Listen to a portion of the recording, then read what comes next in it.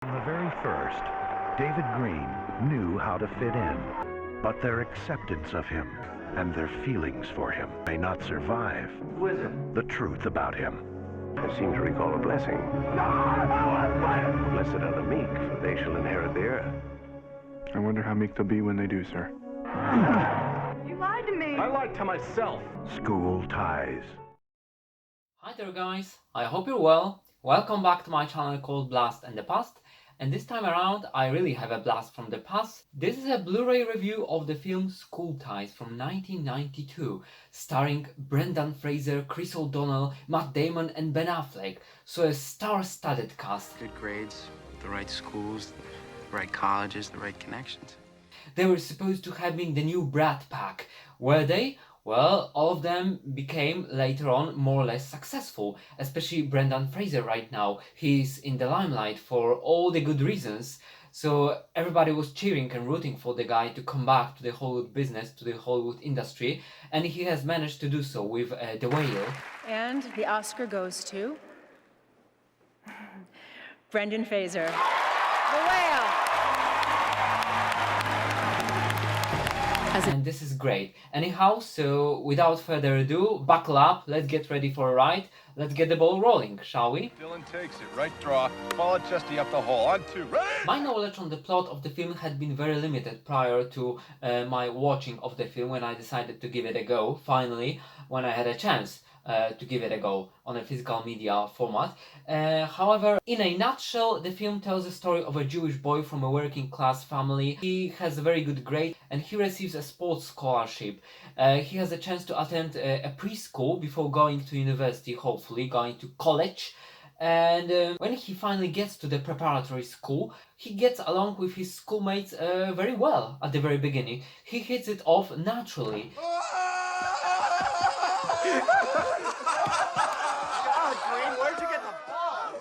But they are not aware of his origins, especially not of the fact that he's a Jewish boy, and to him it's something to be left hidden and not talked about, because that was the 1950s America when Jews were still ostracized, especially in smaller communities. So to me it was kind of surprising, because I think that I know a lot about the American culture, but I wasn't aware of that trend. Obviously we all know about the racism and those problems, but there was yet another trouble of so yet another issue in terms of the ethnicity, the background, the origins, the beliefs, and what happens later on. It turns out our golden boy here is a lying, backstabbing kite. Well, he's very successful. He becomes the star of the football team. However, the news regarding him being Jewish is leaked somehow. And later on, the spiral of the ostracism, of this stigma, it starts being put into effect by his classmates. They wouldn't have enrolled a Jew. A Jew? And there is also something more important involved in the plot, in terms of the code of honor, which is propagated by the university, but I will leave it up to you guys to check out on your own. I regret to announce that someone in this class cheated on yesterday's exam. From my point of view, to me, the biggest selling point of this film, the biggest magnet, was the star-studded cast. And little did I know that also it was Robert Mandel, the guy who directed FX, the first one, who was at the helm of this project. Is it murder? Or is it FX? But regarding the cast, so you can see it even on the main cover of this film. Brendan Fraser before his heyday, before his big time, before many known films, and also Chris O'Donnell, Ben Affleck, Matt Damon, all of them. So now all of them are recognizable, some of them are even directors, and they were supposed to have been the new Brat Pack according to the director. He wanted to motivate them by saying something like this, and actually all of them, yes, they achieved success. They were successful in Hollywood and they are still in the limelight. And the Oscar goes to Ben Affleck and Matt Damon. Yeah! And Brendan Fraser, you can see how attractive, how handsome he was. He had everything. He had all the makings of a big star. The looks, the charisma, maybe he was a little bit goofy. You have to admit that he was a kind of a goofy person, but his role in The Bedazzled, that comedy with Elizabeth Hurley, it was very fantastic. Hello. You're very glib. I bet you're a whiz with the ladies. So, like I said, he's got the appearance of a major Hollywood star, he's got the height, he's got the build, he's got the silhouette, so I can't wrap it around my head how attractive, how handsome, what kind of a role model he was back in the day. George. Oh, bad waterfall. First water get hot and then George slipped on this strange yellow rock. And later on, so he had many health issues, also problems in his private life, a nasty divorce with his wife, and the passing away of his beloved mother. So all of that, it must have taken a toll on his health, both the mental one and the physical one. And you were nearly injured on the film. They had a thing where you're supposed to be hung, and then what happened there? Well, it's kind of hard to talk about, tell you the truth, but I will. But right now, I think that Brendan Fraser is slowly getting back in shape, because he's still not that old, and come on, you have a look at Sylvester Stallone or Arnold Schwarzenegger, you can still be fit. So I am really rooting for the guy, for Brendan Fraser, because in terms of his prestige, he's back, but also I hope that he will get back to his former self in terms of his shape. Because he used to be a very active guy. He did most of the stunts in the Mummy franchise on his own, and that's what also had a big negative impact on his health.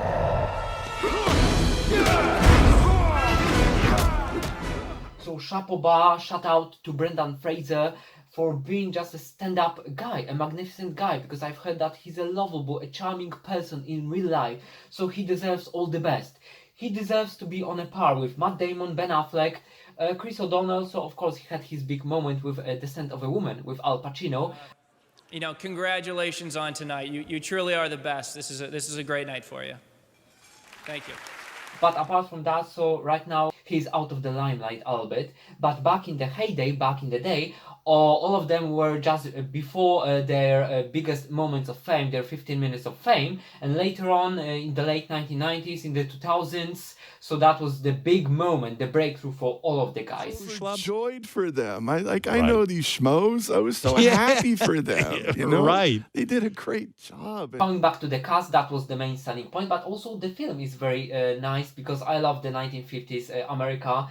I know that there are many aspects, many facets, many sides to that community, to that era, to that epoch, that it's not as perfect as everybody wanted it to look like in theory, and you can see that there was a lot of prejudice, a lot of aggression and negativity towards people who are different, but it was kept under wraps. I think it was a little bit hush-hush, not in the open, and just still be a goddamn Jew.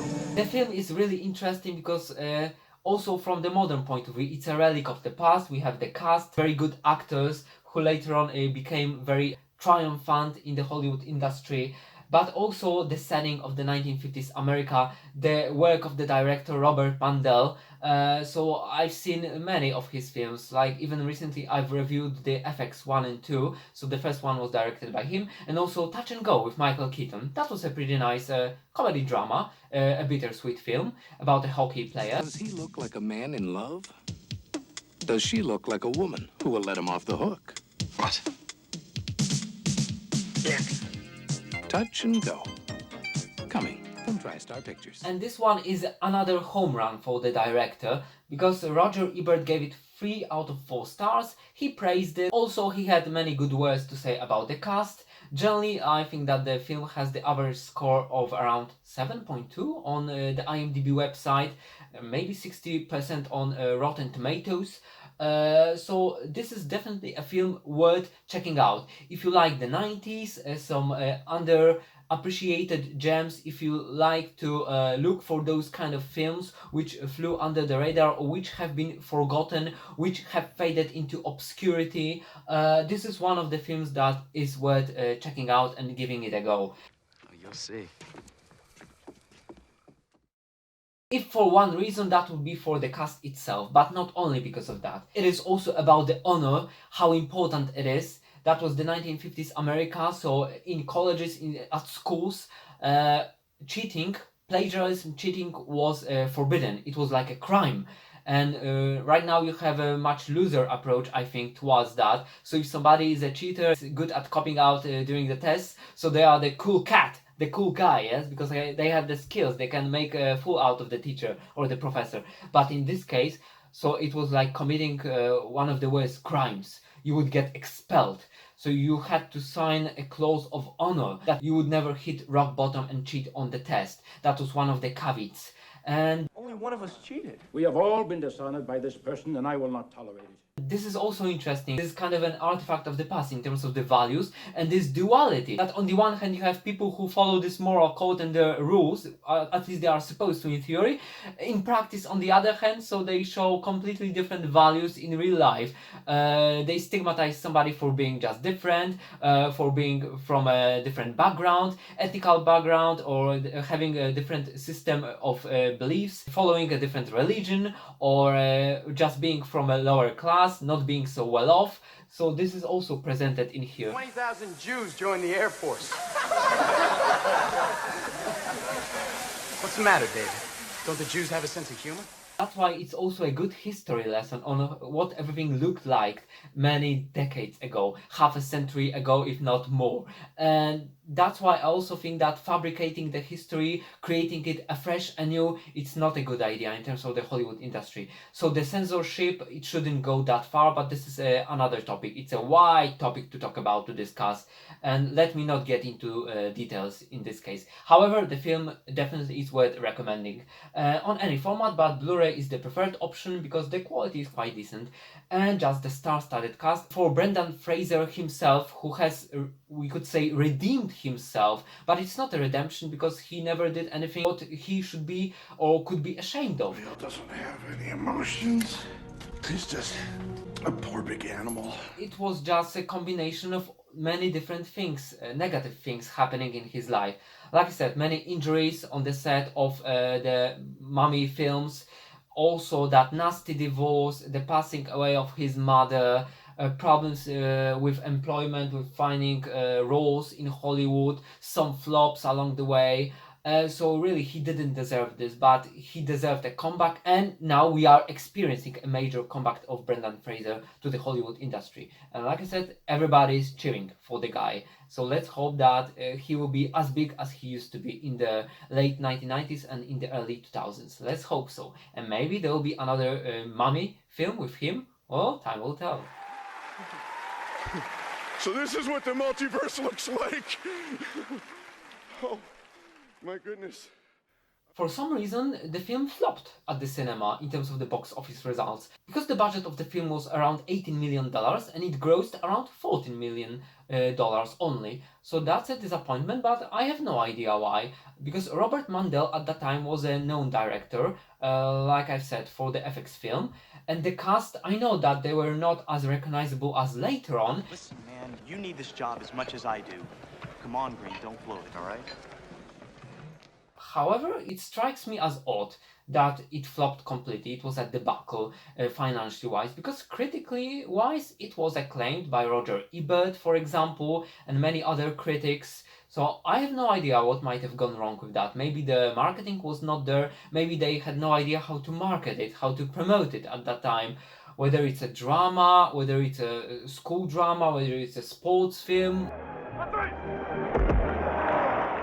whether it's bittersweet, sometimes the marketing campaign is very important because it may sell or tank the film. And in this case, maybe that was the reason why it tanked. It flopped at the box office. It's hard to say whether the film has developed a cult following later on, because I think that even right now, few people know about this gem of a film. Of course, I'm a big cinema lover, I'm a cinephile. Maybe it may sound immodest, but I think I know a lot about the American cinema. And I was aware of this one, but even I have seen it for the first time only recently. So you can imagine that probably it just might have not been popular even back in the day when it was shown at the cinemas. Pleurez, pleurez, pleurez. and later on it faded into obscurity and it has been largely forgotten, unfortunately. So that's why I'm here, to spread the good news about films, to try to popularize them, to try to propagate some lesser known films, and School Ties, that would be one of those little small gems which are known and recognized by little, but which also deserve a bigger audience. That's the point of the scene, really. If someone said to me, listen, this is the role of a lifetime, but you got to fight nude, I'd have to turn down the role. I'm not confident in that area. I'm just not. I admire your confidence. In terms of some pieces of trivia, so we have the first one. The campus scenes in the movie were shot at Middlesex School in Concord, Massachusetts. When the school offered their school for the campus scenes, they were not aware of the plot. And to be honest, the narrative doesn't present the school in the best light because of the racial issues and the prejudice present therein. So I can imagine their surprise later on when they actually found out what the plot was.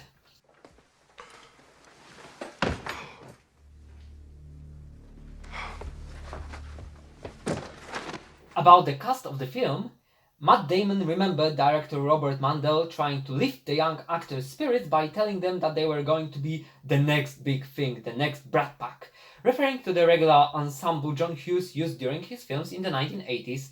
Ben Affleck, Matt Damon, Brendan Fraser and Chris O'Donnell all became major movie stars. Where do you keep the Robin costume? Where is it? She has it next to the bed. Your wife? No, I'm kidding. I'm kidding. Oh! Another piece of trivia. Matt Damon and Ben Affleck were both considered for the role of Rick O'Connell in the Mummy franchise. The role ultimately went to School Ties co-star Brendan Fraser.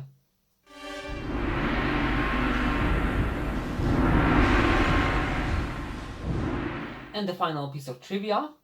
While reviewing this movie on his show, film critic Gene Siskel recalled experiencing anti-Semitic prejudice during his time at prep school, including being handed a piece of toast with jam in the shape of a swastika.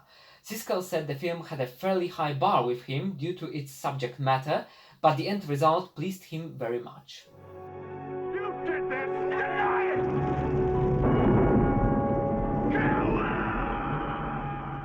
Well, the film definitely doesn't shy away from very important topics, this anti-Semitism being the top one, the pivotal point of the narrative, but also there is some inspiration in this story in terms of the protagonist. So although he's from a not so well-off family, from the working background, and he's Jewish, so it of course creates some problems at the prep school he attends later on. He's still doing his best to overcome the obstacles and just to show them that by being the best, by achieving success, by being successful, he kind of deserves to be treated equally. I think that this is a natural law that everybody should be equal, but he wants to show them what he really is worth, that it doesn't matter the ethnicity, the background, the state of your world, that only the personality, your merits, your values as a person. And later on those values are tested because, like I said, all of them, they need to follow the rules of the school and the code of honor, but some of them, they are not so willing to do so, and it creates a big problem later on in the narrative. And this is another pivotal point. And pretend that no one cheated? But someone did cheat. Whoever has done this has robbed you of your honor. That if you are true to your values, I think that you will be okay in your life, as long as you don't stretch them or even break them. And this is also crazy from the modern perspective, that the upbringing back then, it was so strict, that it was based on the honor, that everybody tried to be honorable. That was the main prerequisite, even more than the grades, the marks at school probably. So this is kind of a forgotten value. Like I said, even the current approach towards cheating on the exams, copying out information, having creep sheets hidden somewhere, and back in the day it was unthinkable. And if somebody did that and they were caught red-handed, they were ostracized and they were finished. David never lied about anything. Yes, he did. He lied about being a Jew. No one ever asked him. No one ever asked him because no one had any idea, because he lied. If they had been caught, they would have been just expelled from the school. However, if you are born with a silver spoon in your mouth, if you are born into a rich family, so you have family connections, so you will still probably go somewhere and get somewhere in life. But it shows that the poorest people were the most honorable ones. for some reason, because probably from the very beginning they knew that they had to have a strong moral backbone to survive in this harsh world. Hey, David! The setting of the film is also very atmospheric, but that's also thanks to the good work of the director at the helm of the project, Robert Mandel, because the shots are very wide. They present the working class town, Boston, in its full magnitude, let's say, and later on it also moves to this school atmosphere, the school climate, which I like very much. I have a soft spot for it. I'm very fond of it for some reason. So in terms of the atmosphere, it's a mixed bag, but it lets you understand how difficult it was for the main character, for the protagonist, to first of all go to a prep school of this prestige, and second of all just to try to prove his worth. And you see again, the shots, they present the city, even you have this overview when the protagonist drives to the prep school. And this is a sign of a good directory. These are the markings of a good director, that they try to make even simpler shots interesting for the viewer, and they try to present the screen, they try to present the shots from a wider angle. And right now it's a rarity, I think, because of the budget constraints, and back in the day that was a staple, that was the staple. So you try to have as many wider shots as possible to present the whole view. And of course it also helps that the format of this film is full screen, so there is no widescreen, so the whole screen or monitor is just filled to the brim, to the corners. But like I said, I'm very satisfied with the picture quality and with the film itself, with the way it's directed, with the themes and topics it touches upon, it brings up in the narrative, the very controversial ones like the hidden dark pages of the 1950s, and generally it's a good viewing. So I would recommend you to give it a go if you have a chance, if you have access to it.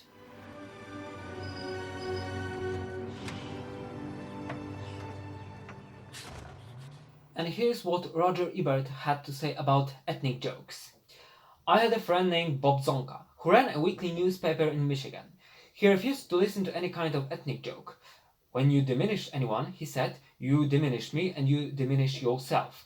His rule even applied to funny ethnic jokes that weren't intended as racist, the kinds that people think it's okay to tell. If it's that funny, he said, change the words Jewish or Polish to Canadian and see if it's still so funny.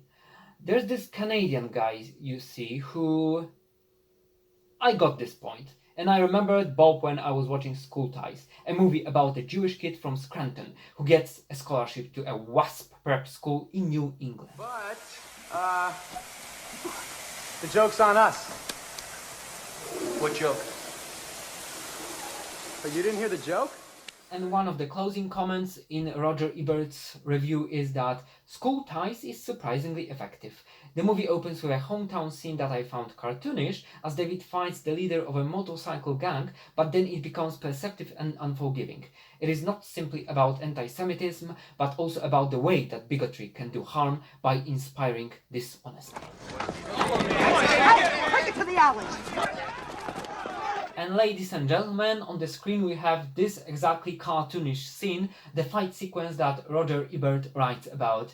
So it's a little bit crazy for an opening of the film, to be honest. It sets a different mood at the beginning, so I have no idea why they decided to go with that opening.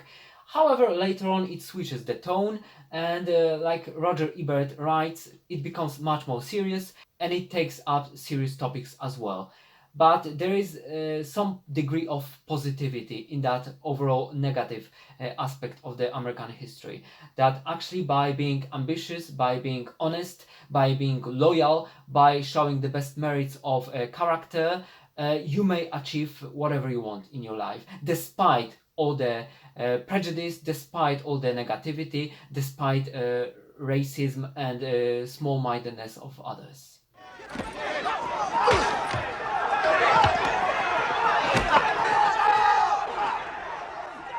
To be honest, the picture quality of this Blu-ray release is a mixed bag, because in these shots, for example, in this sequence, it is very okay. It is more than decent, so everything is sharp and crisp.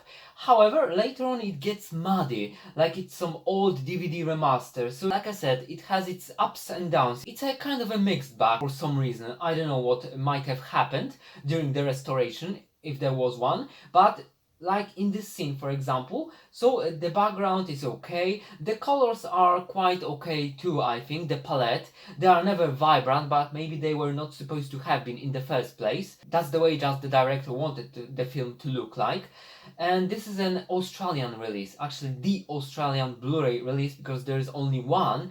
This is their Imprint edition, like a luxurious one, and this one is the number 188th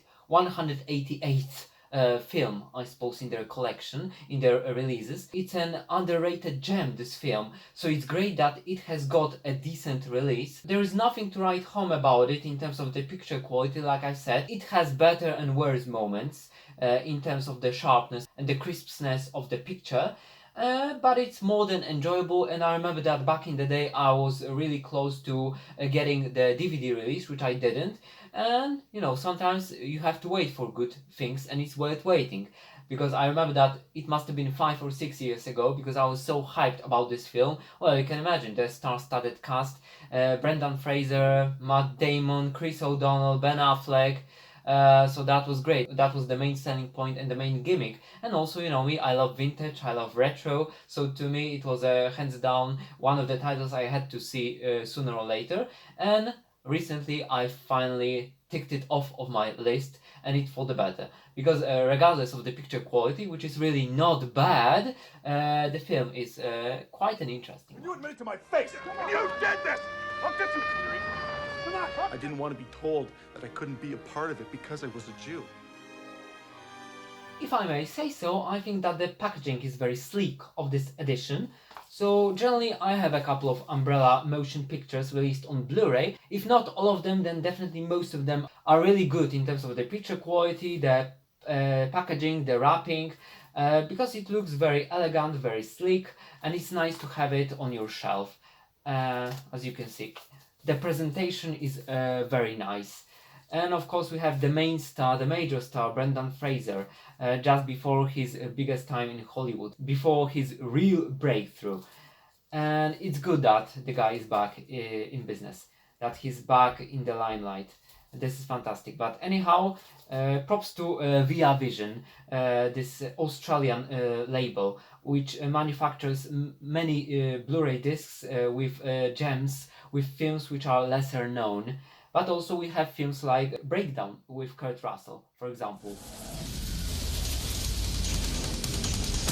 Kurt Russell. You better pray she's alive. Breakdown. Or Absence of Malice. She writes the story that sets him up. He writes the book on getting even. Absence of Malice. Or Double Jeopardy with Tommy Lee Jones and Ashley Judd. So I think that whatever they decide to pick and slap on a disc, it is good. It is a good recommendation, and it's worth having in your collection. So once again, shout out to Via Vision and Umbrella.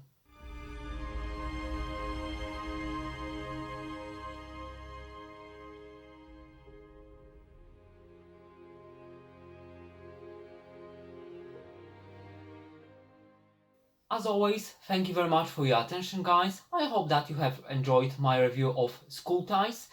If you have liked it, please give the video the thumbs up. Please share your comments on the film itself, on the performances of so many well-known actors, especially Brendan Fraser, who is back in the limelight, who has achieved his comeback, his great return to the Hollywood business after a long break. So this is fantastic, because the guy, I've heard he's a really good person, so he deserved it. And also on my performance, should you feel like it, if you are not subscribed to the channel, please consider subscribing to it. Please also share this video with your friends, and I hope to see you guys next time. Cheers, I'll catch you up later. Bye bye.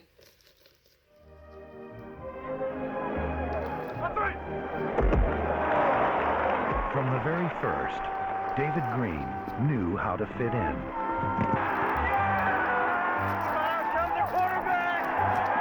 He does have an arm. I can't help wondering if we've done the right thing. Break nearly 2 centuries of tradition just to beat St. Louis. Girls, eat your hearts out. Oh, never mess with my hair. We judge ourselves here by the highest standards. Gentlemen, we all have to live here. We're not going to bring the jungle into my house. I envy you. You don't have to live up to anybody else's expectations. You are who you are. But their acceptance of him You're so different from the other boys. You know everything about them in 2 minutes. But you... That's 4 minutes easy. and their feelings for him I think you're so pretty. I think you're pretty too. Thanks for taking care of my girl. I'm not your girl. may not survive Who is it? the truth about him. Why wouldn't St. Luke's have taken him? They wouldn't have enrolled a Jew. A Jew? Not even for a championship. You people are very determined, aren't you? Sometimes we have to be, sir. It turns out our golden boy here is a lying, backstabbing Jew.